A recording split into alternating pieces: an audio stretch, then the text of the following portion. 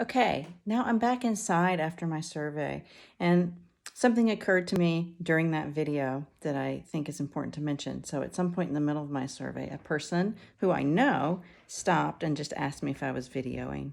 I think they wanted to talk to me, and I said yes, and they moved on because we'll catch up later. That was such a short disruption that I think that would be okay to continue the survey. However, somebody may stop and ask you what you're doing and want to talk, and it's important to probably just stop your timer and explain what you're doing. It also does demonstrate, even though I was in a neighborhood that I know very well, that you might want to pick a route in a place where you might not be disturbed as much.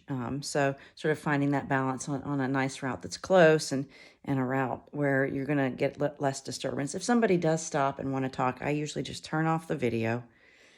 Not the video, I'm not videoing anything, but I usually just stop my timer and talk and then start the survey over again.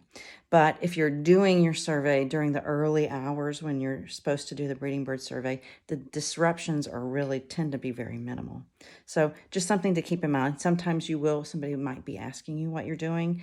It's important to keep on you your phone. It's important to keep your ID on you and the items that you might need. So just keep that in mind as you're doing your survey.